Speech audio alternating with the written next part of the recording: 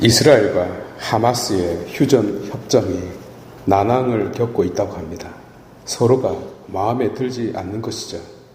제가 조금 들여다보니까 재미나는 점이 하나 있어서 이야기거리로 삼아 보고 싶었습니다. 오해는 하지 마시기 바랍니다. 제가 누구 편을 드는 것이 아니기 때문입니다. 협상 조건 중에 영원히 전쟁하지 않겠다는 조항이 있었습니다. 만약 여러분 같으면 어떡하겠습니까? 이는 말이 안 되는 조항입니다. 만약 휴전 협정을 하고 난 다음에 그러니까 영원히 전쟁하지 않겠다고 합의했는데 또 테러를 감행했다고 쳐봐요. 그럼 어떡합니까? 방어만 합니까? 비폭력으로 막나요? 어떻게 막나요?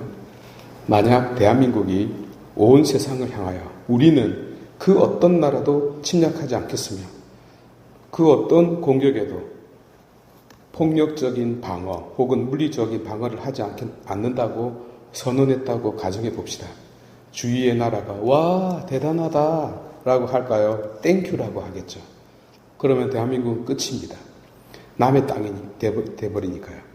그리고 영원이라는 것을 우리 인간은 모릅니다.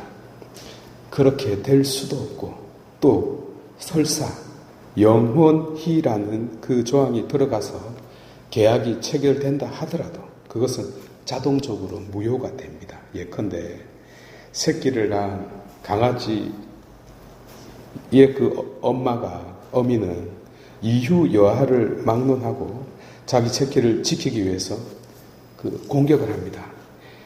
내 새끼를 지키는 것이 사랑이고 계약이고 정의입니다. 이것이 정당방위의 본질입니다. 말하자면 절대적 우선권입니다. 물론 지나친 방위를 하면 안 되죠. 최소 방어의 원칙을 지켜야 하니까요. 그러나 근원적으로 볼 때 이 정당 방위보다 앞서는 그 어떤 계약도 사실 존재할 수가 없습니다. 있어도 무효고요. 유권 해석에 의해서 무효가 됩니다. 그래서 지금 협상이 난항을 겪고 있는 것이죠. 이스라엘은 역사 자체가 계약의 역사입니다. 세상에서 계약을 제일 잘하는 민족이 이스라엘입니다. 그러니까 안 되는 요구를 하고 있는 것이죠. 해도 소용이 없고요. 그것은 곧 파기됩니다. 역사가 증명해 줍니다. 이런 면에서 보면 하마스는 굉장히 관념론자들이고 이스라엘은 매우 현실적이라는 걸 알 수 있죠. 어쨌든 오늘 말씀과 연관이 되어서 꺼내본 것입니다. 미카 예언자는 BC 8세기 아주 격렬했던 그 시기에 이사야 예언자와 아모스 예언자와 동시대에 활동했던 분입니다. 누가 하느님과 같은가? 라는 뜻이죠. 그는 예배의 순수성을 부르짖었고 정의를 부르짖었습니다. 물론 다른 예언자들처럼 심판과 자비를 동시에 전합니다. 그런데 여러분 한번 생각해 보십시오. 훨씬 앞서서 하느님은 아브라함과 계약을 맺지 않았습니까? 모세는요, 다윗은요, 계약을 맺었어요. 계속 계약을 맺었고요. 갱신을 해왔습니다.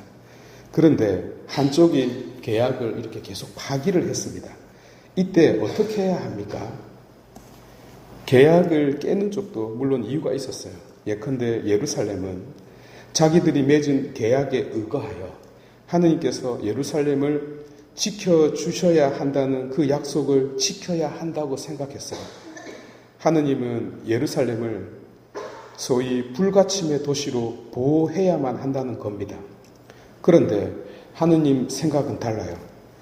네가 지금 먼저 바람을 폈다는 겁니다. 먼저 신의를 저버렸고 하느님의 양들을 힘들게 만들었고 혹독하게 통치를 하고 무법천지로 만들고 있는데 내가 앞에 맺은 계약에 의거하여 내가 이스라엘을 지켜야 되느냐라고 묻는 겁니다. 그러니까 이스라엘은 절대적 우선권을 모르고 있는 것입니다. 미카 예언자가 바로 이 점을 지적했습니다. 그래서 중요한 겁니다.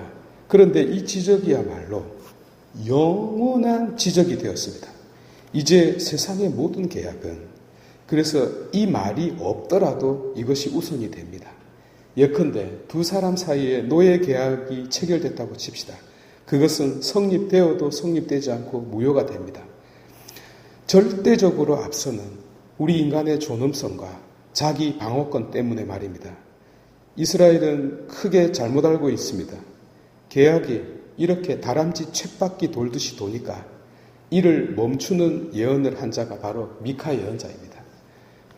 바로 베들레헴에서 태어날 그 누구를 예언하죠. 이는 영원한 계약, 깨지지 않는 계약, 이제 더 이상 반복되거나 갱신되는 계약이 아닌 계약을 가리키고 있는 것이죠. 혹 지금 우리의 믿음이 다람쥐 쳇바퀴 돌듯 반복되고 있지는 않습니까? 오늘 예수님의 말씀을 들여다보면 이런 영원성이 녹아 있다 하겠습니다. 누가 내 어머니요 형제입니까?